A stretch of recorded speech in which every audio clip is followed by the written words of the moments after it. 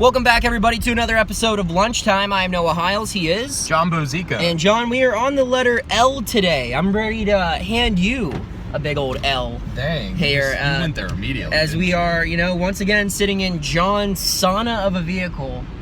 Are you like cold-blooded? No. Are you a reptilian? Because here's the thing. Do I need to keep you in incubated? So I either go really, really hot or really, really cold. I don't do like in between.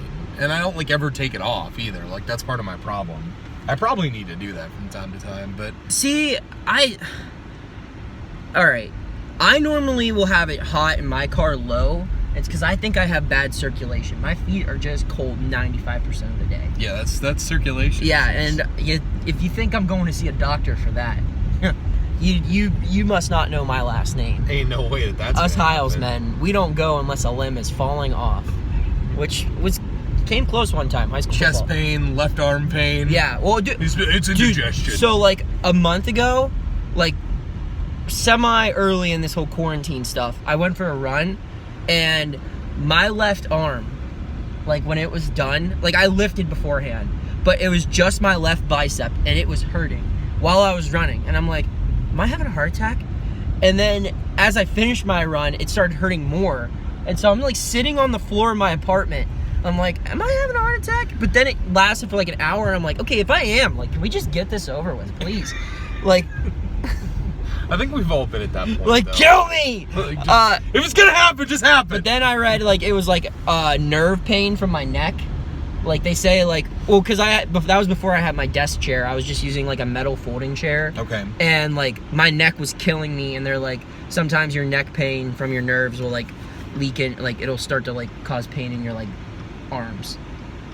So that's what the that more you know was. Yes, there we go. All right, letter L as we hit the road here. John, person, place, or thing. Do you want to go first, or shall I? I'll go first. All right, who do you got? So I have Lin-Manuel Miranda. Ooh. He has become very popular, really, and I'd say the last 15 years, you could say.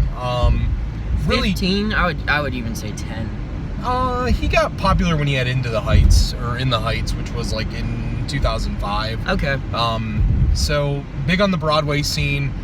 Huge. Most recently, Hamilton has like kind of taken the world by storm. Like, yeah. Literally, like almost everyone has listened to at least one song from that musical. I have not. Really? It's actually really good. So, like, I've seen him perform on SNL and stuff, and like I've heard people like, it's Alexander Hamilton, like people sing it, but like I have not sat down and like actively listened to a song. You should. I mean, it really is really, really good. It's entertaining. It's a different style of musical because it's like rap and a musical combined into one. Plus, all of his musicals tend to be about immigrants or about people that are minorities, which is also great in today's world. Yeah. He has 3 Grammys, 3 Tonys. I mean, find a dude in Broadway that's more stacked than that. I mean, he continues to pile them on too. Like, I guarantee a couple years from now, he's gonna drop another musical that's gonna take the world by storm. He's in the kitchen cooking something up right now. He's like, hold on, I'm just gonna flip that bad boy and just get something going there. All right, well, that's a good pick. You talked about how your guy's been on the scene for 15 years. My guy's been on the scene for about 600 years. Plus, Leonardo da Vinci is my pick. You want to talk about versatility, John? I mean, this man quite literally did all of the things. Like, I'm skeptic as to, if anything really happened before 1500, because it's like, how do you know? No, we've all been there. Yeah, but then again, like, I'm a Christian, so, like, I believe that, like, Jesus did miracles. So I probably should believe Da Vinci. I don't know. But Da Vinci, the father of paleontology. I didn't even know that about him. But, like, the dude, like, birds and dinosaurs and stuff. I mean, he was like, look, like, he's smart. Whatever you discovered, hold my beer. Yeah, that's just the intro. We get to the main course now, which was his art. The big 3, you talked about Lin-Manuel Miranda or whatever his name is. Lin-Manuel Miranda. Yeah, Lin-Manuel Miranda. Names are hard for you sometimes, aren't they? Sometimes they are very difficult, yes. Which is not good for the field that we are in. Oh boy. Yeah, touchdown for you get it. He scored. Yes. Touchdown. Anyway, Shout out. incredible artist, Leonardo da Vinci. We have The Last Supper. You know, I mean, like, Iconic. It's, yeah, you really don't need to say anything. The Mona Lisa and the Vitruvian Man. How do you say that? I probably would know if I saw it, but I'm not going to look down It's at your phone. Vitruvian.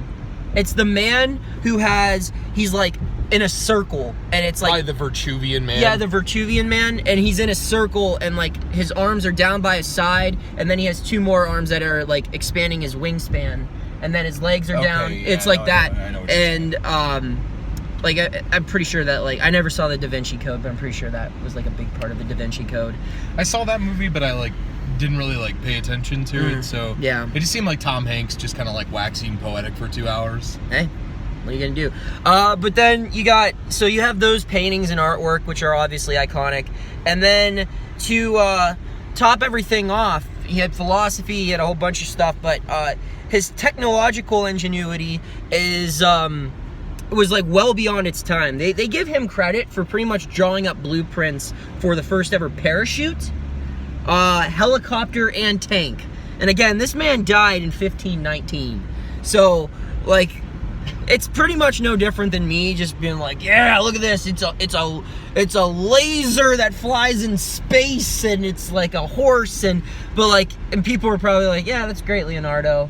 But I mean, he kind of thought of it. So that, in I guess my main point with Da Vinci is, I think if we're talking about you 100 years after you died, you must have done something You're important, impressive. yes. And this guy's been dead for 500 years plus. Like, who else do we talk about from the 1500s? I mean, like Galileo and Yeah, like, Shakespeare and like that's it though. Like, you know, like there's like 10 people maybe, and he's up there. It's a fair point. So, and then, you know, Leonardo wasn't my favorite Ninja Turtle, but he was in my top 4 favorite Ninja Turtles. All right, so Big difference there. my backup. Did you have an honorable mention for Al? Leonardo DiCaprio. Okay, I had Larry David. Okay. Yeah. I mean, I just think Pretty good. I just think of when I think of like actors in the last like 30 years that have like ruled Hollywood, Leonardo DiCaprio has kind of been that guy. It's Brad and Leo. Really, I mean, it really is. Yeah. Like they've been. Those are the guys that we're gonna like show our kids and be like, these were the dudes. Well, and they're like movie stars still. Like I don't think there's a lot of movie stars anymore. Like people that are like when you see them Like starstruck, like yeah, like that's like if I saw paparazzi following. If like Noah and I were driving and like Leonardo DiCaprio was right up the road from us, like I'd have a lot of questions. Yeah, like we'd stop. I just wonder why he's here. Yeah. But, what are you doing in Canton? Hopefully you- filming a movie. Get inside, sir. Stay at home order. You can work from home. Protect this man. Yeah, and he does a lot for the planet too. But like Leo, when he's out in public, like he always has like that just plain black hat. Have you ever seen that? I have. Yeah. I didn't realize that he smoked. What's either. your favorite Leo movie? favorite Leonardo DiCaprio movie? I like Catch Me If You Can. I know Great one. I know it's like the easy pick because like it's probably always on nowadays, but I mean like Tom Hanks, Leonardo DiCaprio on the same screen. Damn, give me that every day. I'm a big Wolf of Wall Street guy. Okay, I've never actually seen that one. Oh, dude, I have it on DVD. I'll Marty give it to you. Scorsese, right? Martin Scorsese, yes, and like, it's. Oh, I just watched The Departed the other night too. He's really good Oh, in that. yes, he is. But He's like, so- it's hard to pick one person in The Departed I because know. all of them are so good. Like, that's the Avengers of actors. It is. You want to be a cop? Or do you Quap. You want to do some real police work, or do you want to pretend being a cop still? I messed that up. All right, place. I'm gonna go Las Vegas. Viva Las Vegas! you ever been? I have not. Have you? I have. Okay. Well, see, my thing is, John, and I think you can attest to this. I am waiting until I have the appropriate funds to go to Vegas because I'm worried for my guy here that when he goes to Vegas, I ain't coming back. he's not gonna leave No. because like dude's just gonna like find a sports book and be there until the end of time. Like, See, like the sports book, like that's the thing. Like I'm a huge, like I wouldn't say huge, like I'm not like gambling my net worth and everything, even though my net worth's negative because I'm in student debt. But I'm not gambling a ton, but like I do bet on sports like quite often, like pretty much every day when they are on. more than the average person. Yes. So I don't know how that dynamic would work in Vegas. Like, I've been in sports books, so it's like I'm not gonna be like overwhelmed. Like, wow, they have all the games on. It's like, dude, when I lived in Pittsburgh, I lived 4 minutes from the casino. I'd go there on afternoons. Like when there were like 5 matinee baseball games, I'd just go there and watch them all. And I'd only bet on one, but like you get free pop and they had $1 hot dogs right by the sports That's book. actually a great point about, like, that is one of the things about going to a sports book is that, like, every sport you can possibly imagine like you go there is at your disposal. Yeah, like, or I would go to sports book, like I'd go to the casino with my friend Tom just to watch the NBA Finals.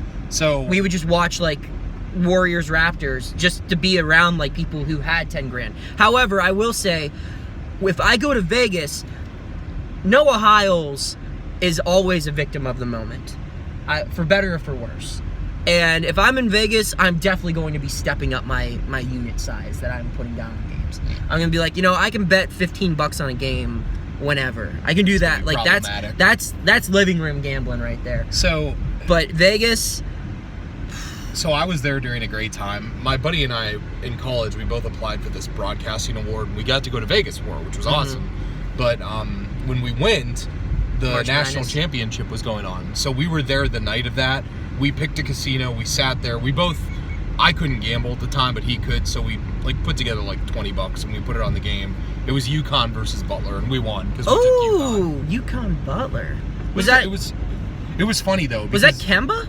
No. That was Shabazz Napier. So it was funny because there was this guy. I thought that was UConn Kentucky. No, that was UConn Butler. Okay. It was funny though because there was this guy there that was, I think it was UConn Butler. I could be wrong, but there was this guy there and he kept like literally like every 5 minutes he would go back up to like the teller and just place a new bet on something. Dude. And he was going through cigarettes and bourbon. That's me. Like they should just given him an IV of like bourbon. Seriously. Those are my people. Like the people who like roll up in suits and stuff, it's like, stay away from me. I want the guy who's there in sweatpants, who has everything written down on a napkin. He had a half-button flannel on. Yep. And like when the shot goes up, they're following through. Oh. Like they're those are my folks. Like I want to be around that. And like I'm pretty put together. Like as far as like my wardrobe, like I always think I'm well dressed or whatever. But like I love those like slobs who are just, it's like they're living and dying with like a Korean baseball game at 11 o'clock in the afternoon. Those are my people. I want to be around them. So Vegas, City of Lights, gambling, Sin City, nowhere else. There's nowhere else in the world quite like Las Vegas. Plus the Bellagio at night when they do the fountain thing, it is truly as beautiful as the movie Ocean's 11 or The makes it out to Hangover. be. Yeah, it's great. I mean, it really is a marvelous place to go to. It's just the one thing I'll tell you if you're going to go there, you think when you get there, if you're at like the Paris or if you're at like the Mirage, you're going to look down the strip and you're going to see like, I don't know, like the MGM Grand, and you're going to be like, that's not that far away. Oh no, I'm sure. That walk will take you like at least an hour. Oh it's yeah. crazy. Yeah, I mean that's And you'll big never city lose leaving. more weight than when you're in Vegas. That's seriously a thing. They got a hot dog stand just out. I mean, on the side I of the don't know. road. I don't know how I feel about that dog though right now. Like, would you want somebody serving you a dog right now? I was actually gonna say we should go to. All right, John, what's your place for L? Little Italy in Cleveland. Never been. It's a great place. I mean, I love it because obviously I'm a Northeast Ohioan. Mhm. Like I live and die by this part of the world. Yeah. I really do. Great restaurants there. Mama Santa's is the most notable Italian place there. They have great pizza. This is a freaking gabagool. Hey, they have great pizza. They have great pasta. They have a great antipasto salad there that's just fantastic. Corbo's Bakery, that's where you get all your fresh baked goods, your cannolis, if you will. Leave the gun. Take the cannolis. Bam. And I'm going to tell you something. Those cannolis there, they are leave the gun, take the cannolis worthy. Yeah? They really are. And then also Guarino's is the other place, which just sounds like a name of like some mafioso from back in the day. And overall, Mayfield Road area, that whole area on the east side of Cleveland, I think that's just a great area in general. And the fact that Little Italy is there, when you walk into Little Italy in Cleveland, you literally feel like you're walking back in time. See, Pittsburgh has an area like that too. It's called Bloomfield. Okay. It's a neighborhood, and when I was a producer for KDKA in Pittsburgh, I did like our remote shows. Oh. And because I like had experience setting up the equipment for I'm gonna the come back, college. by the way. Yeah, you're good. For like the college broadcasting and stuff. So one of the first remotes I got to do was Little Italy days, and Little Italy, and like they call it in Pittsburgh, Little Italy, with the Yinzer accent in Bloomfield, and it is incredible. Just like that little, yeah. I mean, maybe I was there during like the peak of it, like during Italy days, so it was super Italian then. But like Franco Harris and Bruno Sammartino were playing bocce ball against each other. I was gonna say I watched that happen. I like would pay that. money. That is. I mean, Bruno Sammartino's dead now. I would pay money though to watch two old Italian guys. Those are the two most like legendary Italian athletes ever. Can Like- you think of Joe Palmisano. Okay, yeah, and Mario Andretti, I'd probably say is up there too. But No, but I would pay money. We really stepped in it here. I would pay money to watch Joe Palmisano and his brother Play Ralph bocce. play bocce against each other. It would come to blows. Ooh, It would come to blows. I'm you telling you. mother. All They right. have a goo. Oh, all right. So I had, who did I have? Leonardo da Vinci in Las Vegas. You have Little Italy and Lin-Manuel Miranda. You got it. All right. So my thing. Oh no, you're up. Thing. My thing is Labradors. I mean, Yeah. the most like I'm not gonna say this because there's a lot of dog people that probably watch our podcast that just live in there in general, but Labradors are the most iconic dog. I mean, really, when you think about it, like, they are intelligent, they have a great temperament, they're the perfect first dog for a family. Like, everything is going for them. You have chocolate labs, you have black labs, you have yellow labs, plus they're great service dogs too. Like, they really are. They have been scientifically proven to be the best service dogs. John, I'm gonna tell a story. That's. Plus, Allie had 2 Labradors at one point, Spike and Daisy, shout out. I was actually attacked by a black lab as a child. They put me in the hospital. But I love labs. My ex-girlfriend had a Labradoodle, and It's a good combination. It is, I really do think like golden doodles and Labradoodles I think are like, I mean they're literally made in a lab, so it's kind of scary like to think about. But they're perfect dogs. Like, they're hypoallergenic. They are very friendly. They're gentle. What was that conversation like when that person developed that? They were like, what if we mix this with... Yo, man, I got this trippy they're idea. just looking at these 2 dogs. They're like, let's try it. All right. No, but yeah, labs are great. I was attacked by a black lab when I was 5. I was attacked by a dog as a kid too, actually. His name was Buddy. He bit my face, and I still have. I don't know if you can still in the see. face. Wait, where is it at? I still have a scar from it somewhere on my face. I don't know. I'm just pretty ugly in general. People are getting a real good look at your mug right now. I don't know where it's at, but the thumbnail better not be just me zoomed in on my Oh, it's freaking going to face. be. All right. Anyway, I had to change the last one. It was me going like this, or something, like laughing. I had to go in and change it. I said, "Jesus, John." So I don't take time with that. I know. I just post it. I know you do. That man is running back He's a there. menace. Yeah, a fiend.